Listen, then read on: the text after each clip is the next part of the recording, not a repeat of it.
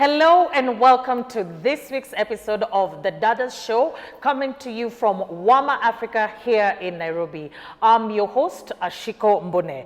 As our name suggests, the Dadas Show aspires to promote the spirit of sisterhood and solidarity amongst Kenyan women. We do this by creating a platform that is safe, open, and very free for women to be able to discuss issues pertaining to their health, their fitness, their life journey, their careers, their family, and any matter ascertaining and pertaining to women in Kenya. So every year since 1988, December the 1st has been designated to be the World AIDS Day. So government, health official, non-governmental organizations, and individuals around the world observe this day, and they use this day to in memory of the people who lost their lives to the HIV and AIDS pandemic, and they also raise awareness to the disease. Good news, however, is that according to research, HIV prevalence amongst women in Kenya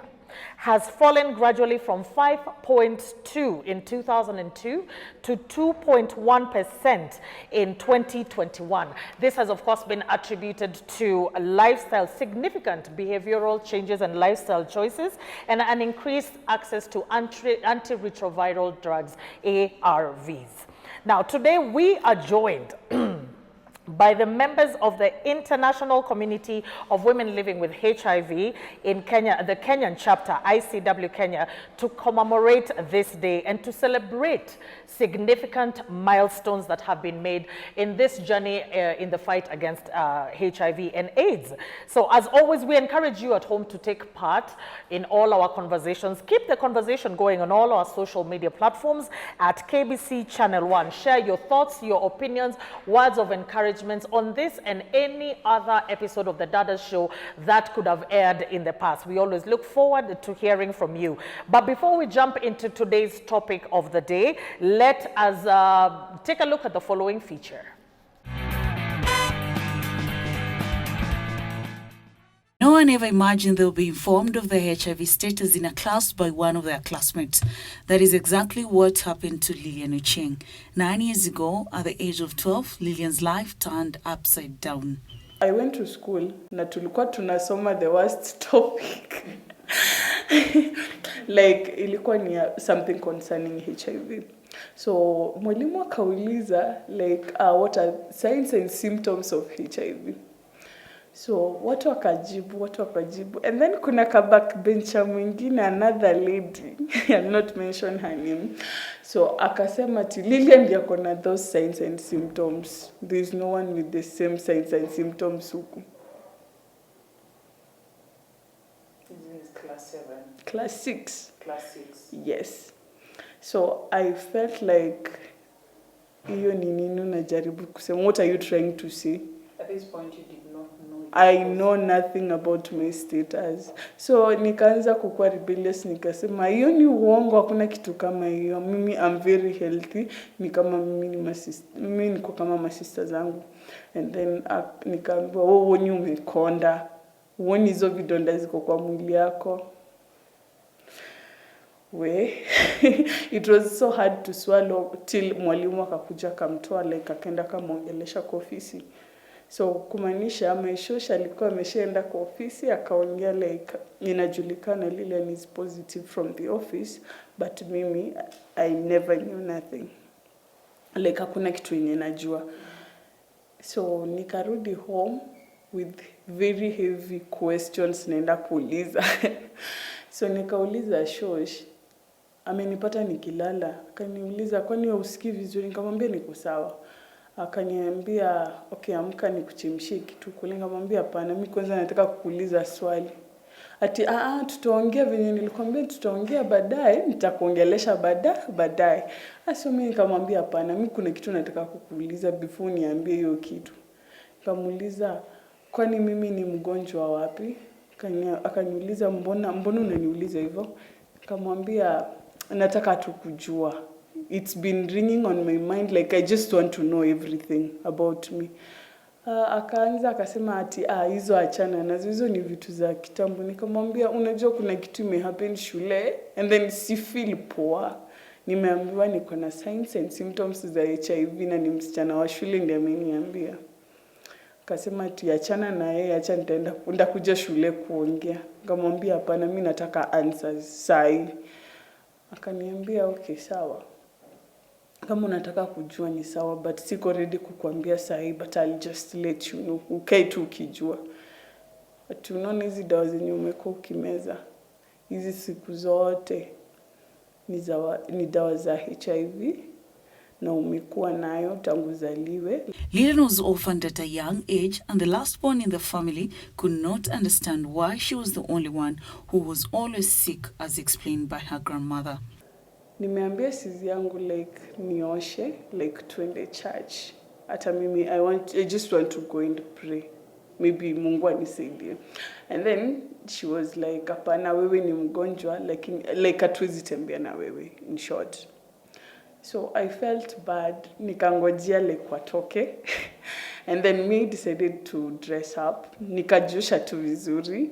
That was very, very weak kabisa. So nikadress, nikatoka. So natembea polepole na inama, natembea polepole na inama. So you know church pay iko in a distance way. Na nipata nimetembea na inama, natembea na inama. And then perhaps kidogo tu sis akapita tu hivi. Nikamuuliza kwani hamko mmefika church? Akaniambia we rudi home. We rudi home, watu wasikuone ukitembea na mimi. We rudi home, watu wasikuone ukitembea na mimi. She was in high school by then. So I felt vibaya. I didn't know how to express myself. So nikabaki tu hapo nikamwambia anyendeni mimi siwafuati, let me just be me. Nitaenda home. So hata the moment naenda kutani hivi na bado wako hapo mbele, shosha alikuwa anakuja nyuma yangu na bike. Akaniuliza, "Kwani ulikuwa unataka kwenda church?" Nikamwambia, "Na si ungeambia sister zako wakuoshe uende nao." And then nikamwambia, actually she cried. Akaniambia like wewe ni mtoto wangu sijali, so nitakuosha next time tuende na wewe. So nika feel a bit relieved kiasi. Though sister yangu nikaona ni kama nimemwekea chuki sasa. So nikaona naona sister yangu naona this is not right. Why are you doing this to me? I'm just your sister. And then pia I don't know what is going on with me. I thought like you're in a good position to share like what was the problem. You know? Sorry, I get too emotional. So shosha kakuja, tukaenda naye home, akaniongelesha vizuri, akaniambia niachane na wao. So since your mom and dad walikufa, I'll raise you as my own. So akani hold very tight because it was nilikuwa nalia. I don't know how to control myself. Akani hold so tight, akaniambia you still have a life and you have a future yenye inaweza kukusaidia. Usifocus na vitu zenye zishapita. Hii ni situation yenye hatuwezi change. With the help of international community of women living with HIV, Kenya, Lilian found her voice again. Her journey is one of hope and courage. Lilian made a decision to follow the doctor's advice and take her medication. I have to be virally suppressed. Kama uko virally suppressed, there is low chances of you infecting the other person. Very low chances. But sasa still me, I'll encourage the Campo people. Please use protection. As Kenya joins the world to celebrate World AIDS Day, cases of new HIV/AIDS infections are on the rise among the youth and even higher among university students. Recent reports from National AIDS Control Council shows Kenyans between the ages of 15 and 29 years old accounted for 62% of all new HIV infections. The rise has been factored by reckless living among the youth, with many of them not knowing their HIV status. Stigma is one of the challenges that forces youths to keep quiet even as they suffer silently. There is need for more efforts in capacity building and testing among the youths. kampasi zozote waanzishe tu, like especially za gava, wakuje tu na hiyo idea ya start a support group where we'll get to discuss a lot of things on how even to use hizo protection, especially the condoms, watufanyie di mademos kwa hizo support groups. I know there are so many people with niseme ni magwiji wanajua like kumentor mtu through those support groups. Hatuwezi kosa. All we need to do is start these support groups kwa makampo, like ikuwe tu ni serious, isikuwe tu tumeanzisha alafu ikuwe dormant. Lilian has now embarked on a journey to raise awareness of living positively among the youths on her YouTube channel. I have a YouTube channel. You can as well reach me on my YouTube channel at Living Positive by Lilian Shelley. You can find me on my Twitter at Lilian Shelley, and then on my Instagram at Lilian Shelley, and every platform just at Lilian Shelley Zote.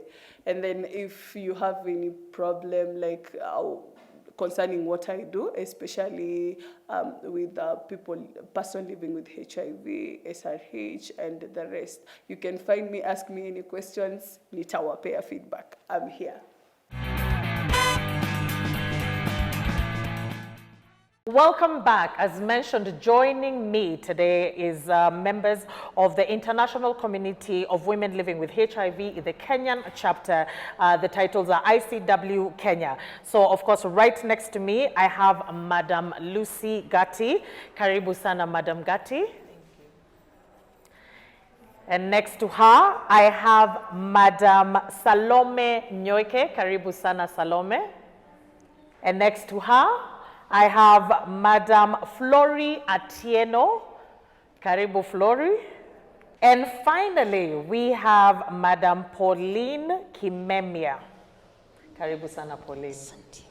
And as always, I want to acknowledge and appreciate the presence of members from the organization who have been courteous enough to sit in our audience in support of the panelists. Karibuni sana, ladies. Asante sana from taking time from your busy schedule to join us on another episode of the Dadas show. So to start us off, to get the ball rolling, I'll start off with you, Madam Gati. What is the main objective and focus area of the International Community of Women Living with HIV and AIDS in Kenyan chapter, ICWK Kenya? What is the main objective and focus area? Thank you so much, and thank you for having me. My name is Lucy Gati. I work for the International Community of Women Living with and those affected by HIV and AIDS Kenya chapter as the team leader. So our focus area and objective of the organization is to empower women living with and those affected by HIV and AIDS in Kenya to be able to take their rightful place in decision-making platforms and tables, especially when it comes to the HIV response in the country. So we also conduct advocacy around treatment access, just to ensure that women living with HIV, those who are on treatment, are able to access quality HIV care, and also building capacity on issues around rights, health rights, because in this time and era, there are a number of human rights violations that occur. So women have to understand what their rights are, where to report when their rights are violated. Yeah. Still on you, Madam Gati, the theme of the World AIDS Day 2022 was Equalize, which of course was a call to action for all of us to work to the proven practical actions needed to address some of the inequalities that happen in different communities. Kindly explore what are some of the inequalities that communities face. Now, as you rightfully say, this year's theme is Equalize, to just a call to action, as you rightfully say, for everyone to take a role, because each of us have a role to play in ending HIV and AIDS in the country and global at large. So communities face a number of inequalities when it comes to HIV. Now, one, when it comes to access to treatment, care, and support, there are a number of inequalities because we have those communities who are not able to access care. They cannot test, for a number of reasons. Some of them fear because of the HIV and AIDS stigma and discrimination. And we understand that actually testing is the entry point to care. Yes. So if people are stigmatized and they are still afraid to test, how will they enter into care? It becomes a problem. So there are also a number of inequalities in terms of the laws, policies and frameworks. There are still a lot of human rights violations around HIV, people living with HIV. And because of that, then they are not able to even access care, okay? And quite a number of inequalities. In terms of the new technologies, you find that in our Western countries, for example, they are able to access these new technologies in the HIV response, which in the sub-Saharan Africa and Kenya included, are not able to get because, they are more advanced than us. Yes. So the theme is calling on equalizing, making sure that even communities in Africa, sub-Saharan Africa, and Kenya included, are able to access these new technologies as we advance in the HIV response. Okay, thank you so much. So you've mentioned something about, some of the legal barriers. So my question then goes to Pauline. HIV positive women still face major legal barriers, including discrimination, criminalization, and of course the stigma. What would you like to see put in place to be able to curb this? Thank you for having me here. My name's Pauline Kimemia. I'm a paralegal. I work for ICWK in Kiambu. I think on these legal barriers, women living with HIV don't access justice. They are just criminalized. Their rights have always been violated. One, when you get to the police stations, you then get a gender desk where there is either a lady or a man who are sensitized well on the gender issues. Then on this empowerment of women, when it comes to chamas, the positive women are left behind. They are just told, we umeambukizwa na ukimwi. So stigma, even in our communities, it is at high rise, even in workplaces, because our women didn't know where to access justice or where to report.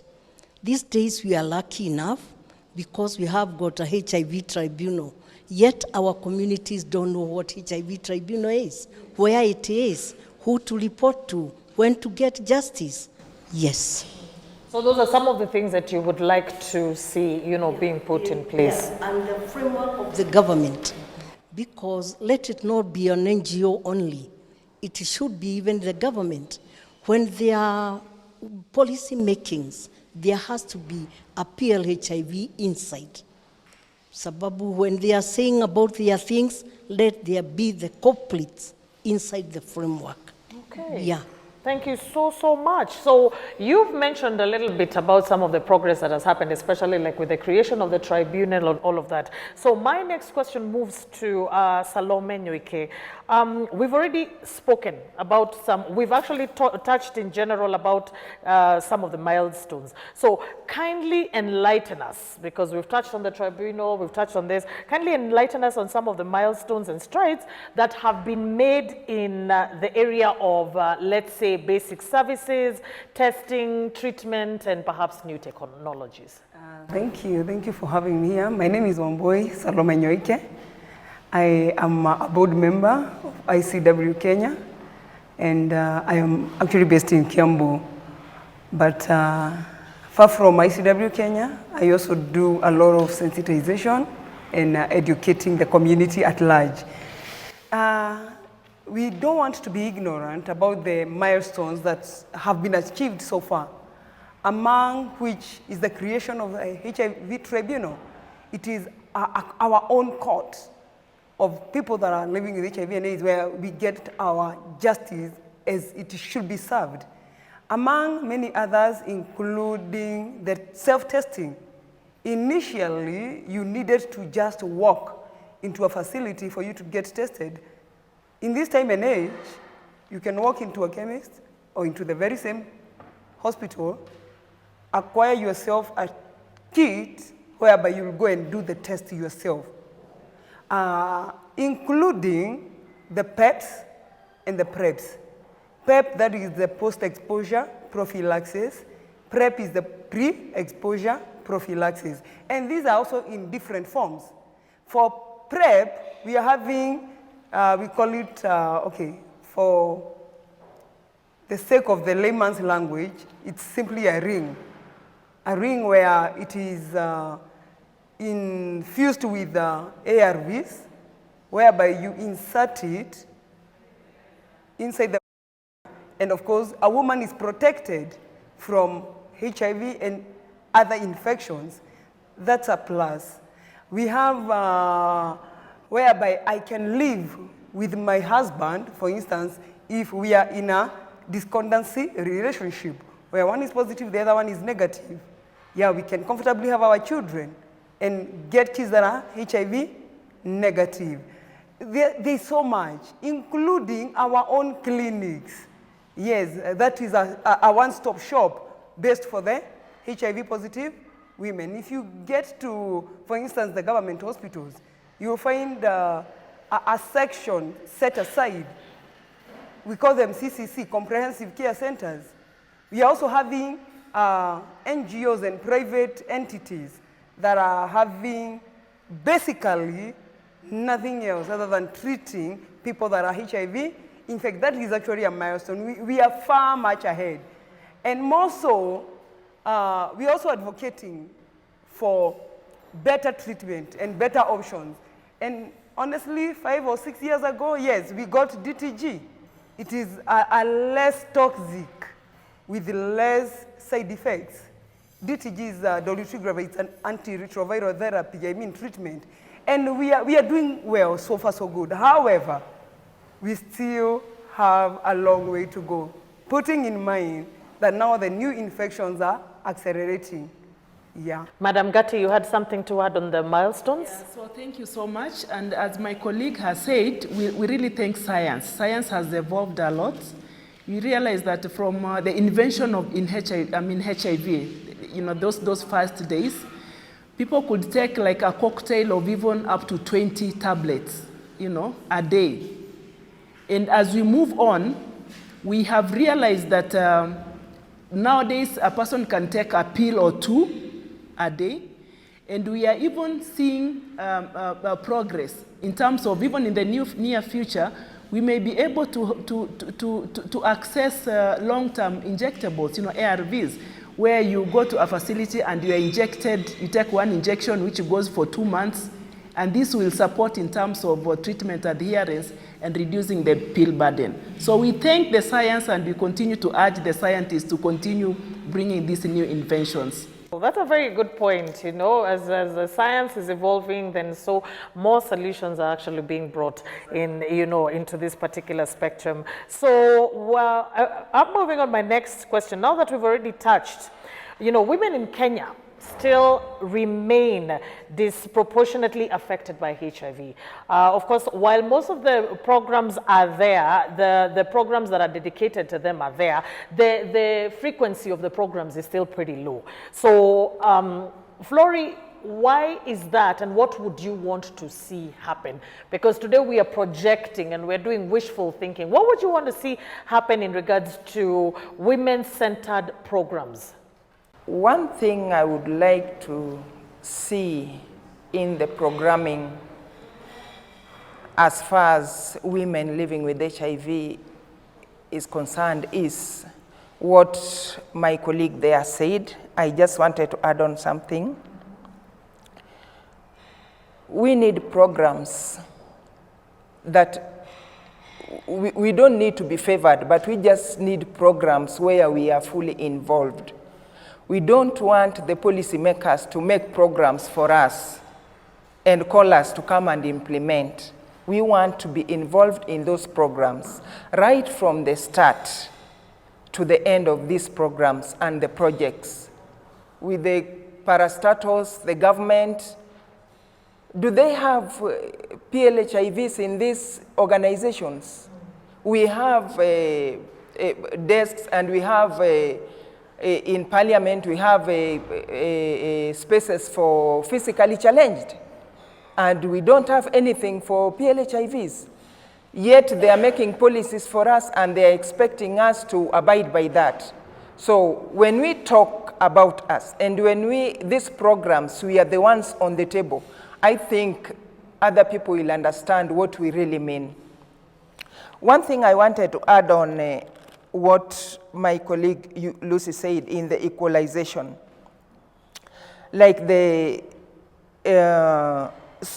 social inclusion, especially in policy making. Another thing I wanted to say is services offered at the facility. When she talked about equalization, one thing I wanted to say is that the services we are receiving at the facility, is it across board? Is somebody in Turkana living with HIV receiving the same services I'm receiving in Nairobi? Yes. Those are the things I would like, if I'm asked, or let the policy makers hear. We need accessibility to services, quality, and access to these services to the person who is in Nairobi, the person who is at the interior, someone who is in Hispania. Let them receive the quality services we are also receiving in Nairobi.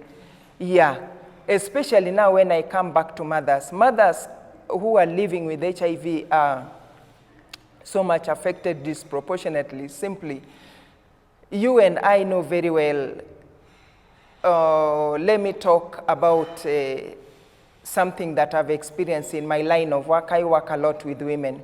You find that your spouse passes on, and then you're accused of killing your spouse. And then they start asking you questions. If he was sick, why are you not dying? Such questions are only asked to women. Men are never asked those questions. So those things put women living with HIV at a disproportionate situation. They don't even know what to do.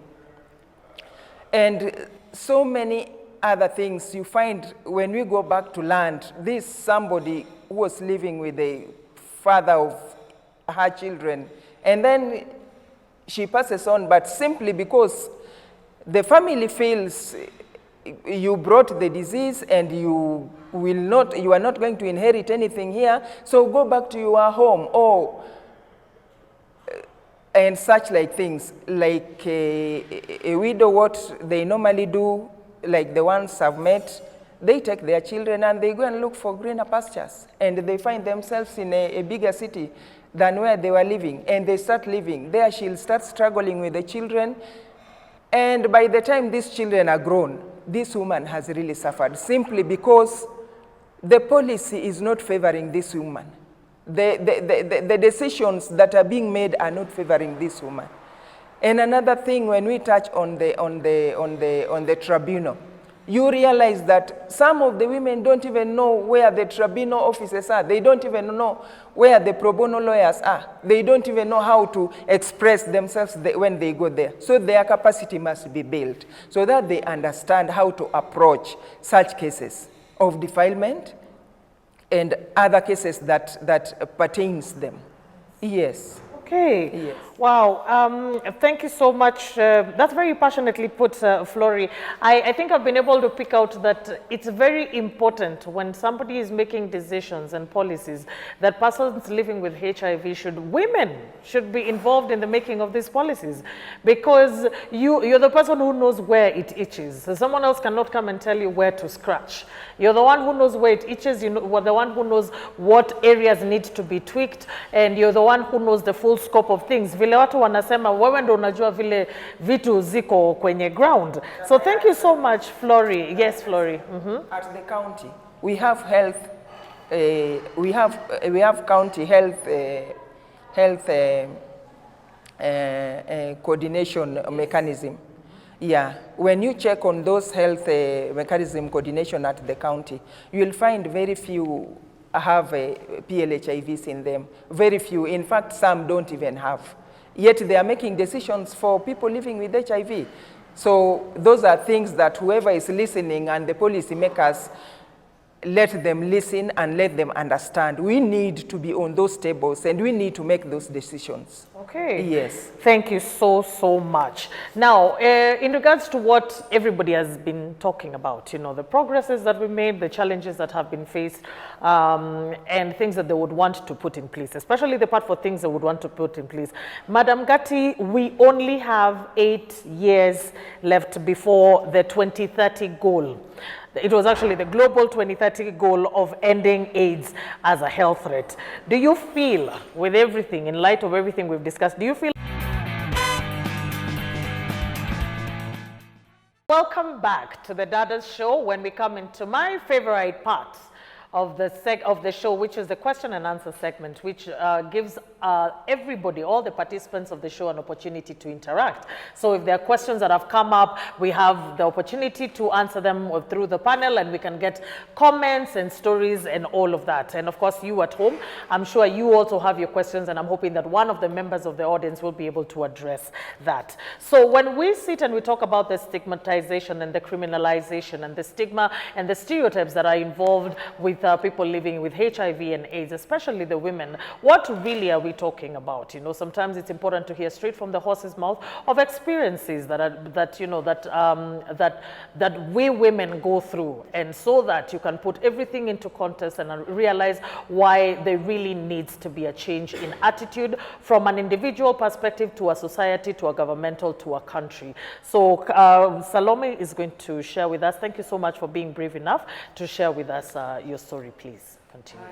Thank you once again, and I want to say that it gives me joy when I am sharing and matters stigma and discrimination. And in this case, allow me to say that when I say that I educate, yes I do, and when I say that I sensitize, yes I do.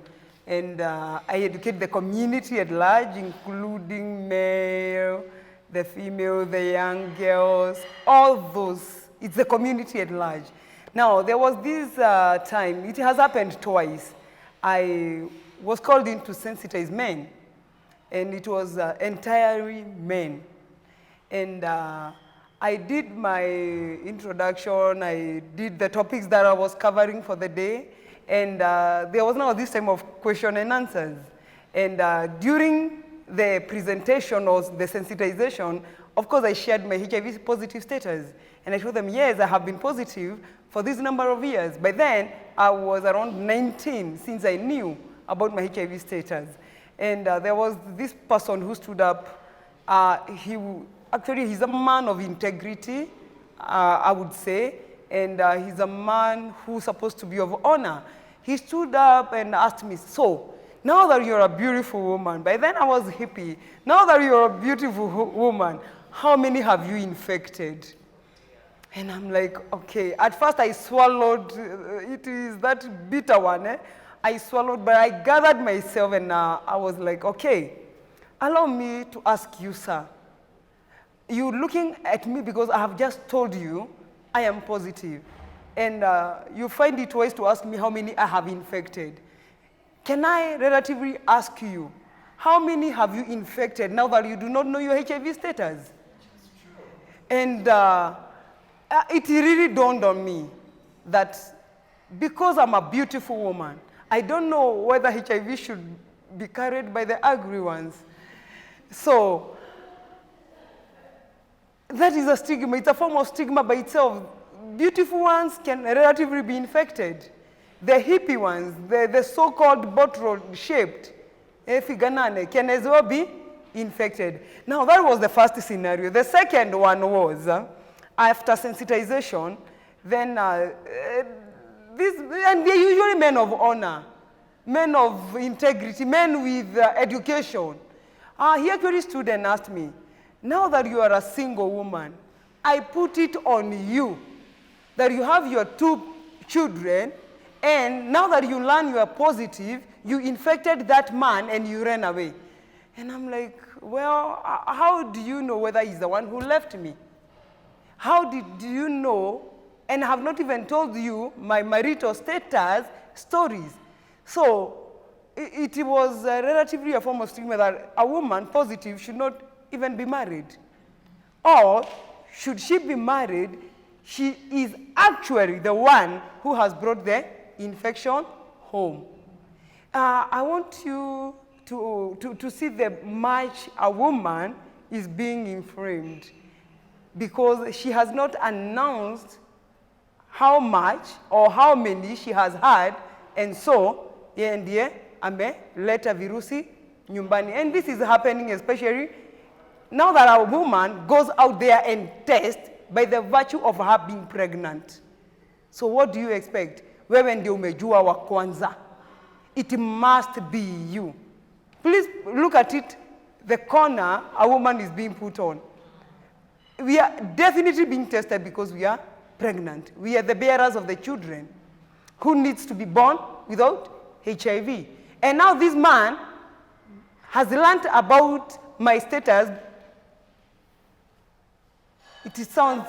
It turns out to be you. So Yeah. thank you so much, Salome. And I think that should be an epiphany to society, you know, in regards to what are we doing to women, or what are we doing to persons who are living with HIV, who come out, who are bold enough, who want to sensitize, who want to create awareness. Are we pushing them back into the dark, cold corner, or are we encouraging them? Are we encouraging more people to come out and speak up, to encourage other people to come and speak up? Have you gotten tested yourself? As you're busy pointing fingers to that other person, do you know your HIV status? What kind of message are you passing on to our children if we will start stigmatizing Salome because she came out and she's doing her part? She knows her status, she's doing her part, she's sensitizing other people. So that is something that we need to sit down and really think about today. As we go to bed, you know, what are we doing in the support? What role are we playing in the fight against HIV? Are we supporting people? Are we stigmatizing people? Are we stereotyping people? Let's move on to our next question or comment. The next, Pauline. I think I want to put it on Vision 2030, where we want to acquire the 95, 95, 95.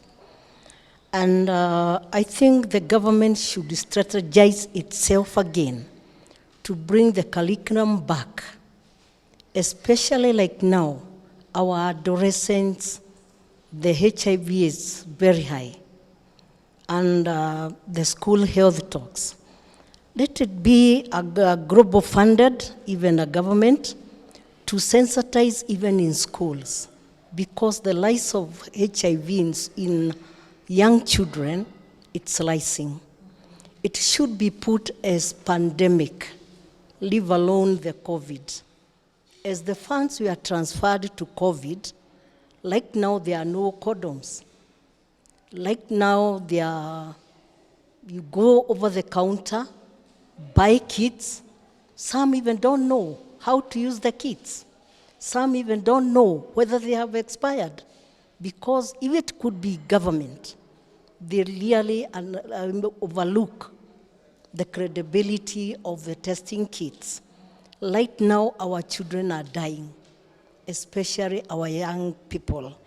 If this thing can be put into place, the government, the curriculum, tuko sawa.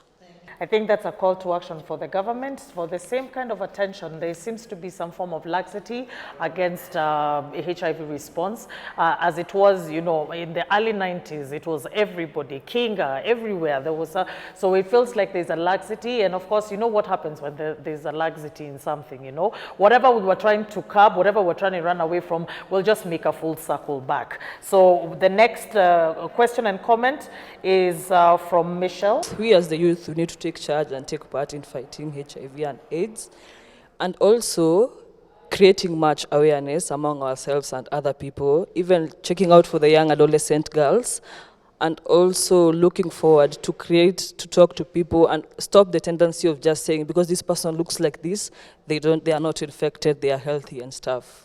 So we should also take part in such, advocate for it as much as we can, create awareness. Also for the schools to introduce something like sex education, because these things are open. If we check at the rate of HIV infection, like for the past rate that was done, very young people, it's true, they are really infected, and most people don't know their status. So another call to action to get tested and take, your life in your control. Next question and comment is from Beryl. Okay, thank you so much for having me here. We wouldn't fail to recognize the efforts of everyone. It's a joint effort for us to achieve the 95-95-95 goal. So with the new prevention methods that have come on board, we really appreciate it. The science and technology that has come through for us even to access them, although they have not been put in place, we really hope and pray that the government will also help us in pushing for the launching of the ring for us to access them, and even the kabele, and so that we can reduce the rate that is affecting us as young people. We are the most affected ones in this area, and we really need a joint force for us to achieve it. Thank you. Thank you so much. I'm really liking the comments that this World AIDS Day 2020. So whoever is watching, these are the comments and these are the opinions that are passing on, commemorating this particular day. Right next, we have Joyce. Okay, yes, I'd like to appreciate women, because when we talk about health-seeking behavior, women are very good in seeking health services. So with the Vision 2030, COVID interrupted even the healthcare services that were in place, and right now the cost of living has gone very high. So I'd like to recommend the government to take action and recommend that mental health is a big issue and it should be declared a national disaster, especially in the whole world. Yes. Thank you so much. Another recommendation on this commemoration of the World AIDS Day from Joyce. Thank you so much. Next, we have Aurelia. Okay, thank you for the opportunity. My question is to Salome on the panel. I know that for anyone who is under treatment for HIV/AIDS, there is need for access to good food, good and nutritious food. But right now in the country, with the high cost of living and the drought, we know that some of these people are not able to access food, thus interrupting their treatment. I would love to know which interventions would you want to see put in place so that we can cushion these people who are on treatment but have no access to food. Okay. Salome? Thank you so very much. I want to believe that this is an open question to all of us, the panelists, and allow me just to give my interjection as others can intervene. One, what I would desire, I am one person who thinks outside the box so much, and sometimes it sounds a bit stupid. Yeah? In this case, I look at the component of ARVs. For instance, I take one tablet, and this one tablet is a 3 compressed combination, which makes 1. So I'm looking at a scenario whereby this person is positive, this person needs to eat right. I believe science and the government can do something in pertaining to compressing the nutrients and making them in a simple one affordable package, whereby if I go to collect my ARVs, I will relatively get a refill if I am in dire need of food. So that is one of the ways that we can do it. And I believe we have such, but not for the all HIV positive people. No. It's basically for those people that are underweight or else malnutrition. And I think this can as well be available to all. Yeah, that is my one.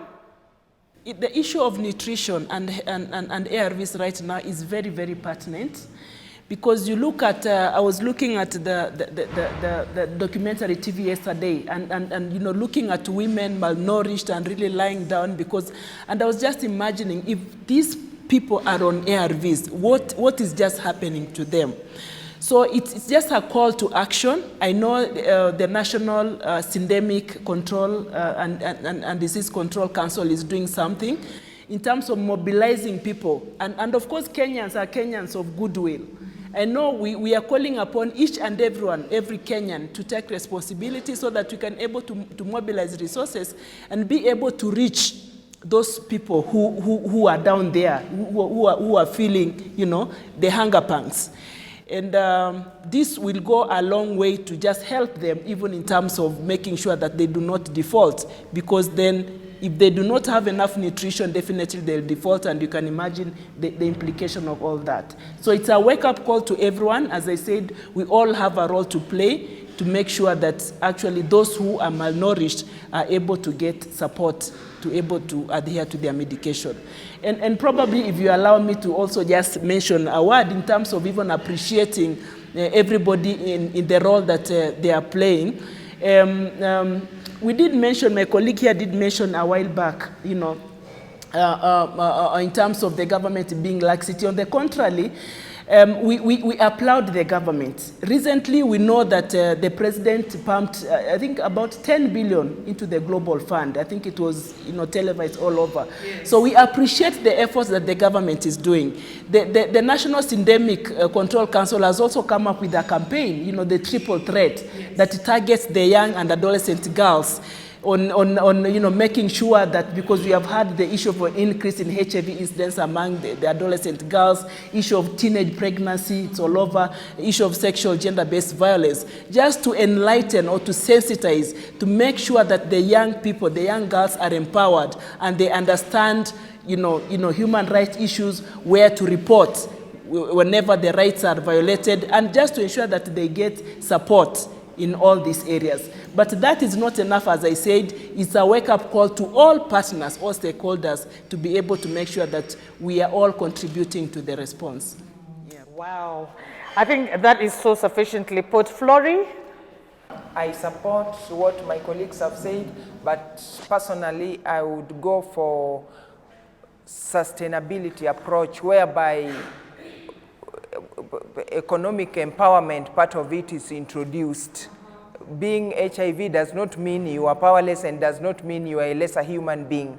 What the other person can do is also what people living with HIV can do. We are much able. On the strides that we have made and the benefits, I wanted to bring up also the question of babies. Nowadays, women don't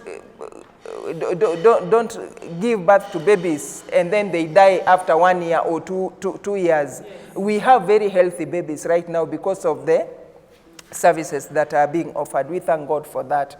But for the nutritional part, I can just support what my colleague has said, that the facilities, there are those who are given according to your situation. They don't give it to everybody. That is done by the social worker. They assess your situation and then they give you something, but that's not sustainable. So I would advocate for sustainability, whereby stakeholders come in, the government come in, and they come up with a program to empower the population that are not able to sustain themselves, especially in these hard economical times, and even in future. When you do it yourself and you have an income for yourself and for your family, that is sustainable than when the government is giving it to you. Yeah. Yeah. So I like what you said, by the way, a lot, Flory, about, you know, persons living with HIV and all, you know, they are capable. They are capable of having a small shamba. It is not, and I think even the attitude, even within the community, needs to change, of the constant expecting handouts, look at me, feel sorry for me. I mean, I'm sitting in a group of very, very strong women who are capable of doing anything and everything, you know, their status withstanding. So I believe when we start from within the community outside, when you start showing that, you know what, I may be infected, I may be HIV positive, but I can still have a family, I can still maintain a job, I can still have a shamba, I can still do that, then I think that it will have a ripple effect. It will have so let us change the face of what persons with HIV look like. So like she said, it does not necessarily need to mean HIV has no face. So it is not saying that the ugly ones are the ones, the beautiful ones are the ones. So we're going to have a final question, and it is coming from Lillian before we wind up this fantastic commemoration episode. Lillian? Thank you very much for having me here. Actually, I have a comment. My comment is just to say thank you for everything and for everyone who has partner with each and every person. At least we see at the light at the end of the tunnel concerning the HIV and AIDS, especially when it comes to the preventive measures and the treatment and care that we have right now, like giving out injections. At least from this, most people who are lost to follow, they'll get something. You'll know where to start from, that is. And then also, the rise of viral loads will decrease to a certain level, that is. And most people will be able to at least gain their immunity system boosted. And also mine, to finalize, it's to say thank you to the women who have come up and talk about their status in public, not even minding what people are going to say to them, especially during disclosure and stigma. Thank you very much. Thank you so much. And I think that's the best place for me to be able to end this show. So this World AIDS Day 2022, we have all had the comments and the contributions and the call to actions and the questions and the things that need to be addressed. So of course, I don't have much to add when it comes to this particular matter, because I feel like the women in my audience and the women in my panel have completely exhausted everything that needs to be said. However, to echo this year's theme, everybody needs to get involved in sharing this particular message of equalize, because this will benefit everybody, and this will cut across all it will cut across the board. So let us let us take the responsibility, let us tackle these inequalities, and let us forge forward and hope for a common goal. So on behalf of my production team at KBC, my location partner, WAMA Africa, of course, my crew, the audience, the panel, and everybody who has made time to be here on this episode, I want to thank you so much. God bless you. And from me, I want to thank you for being here with me. I will see you same time, same place next week on the Dadas Show. Bye for now.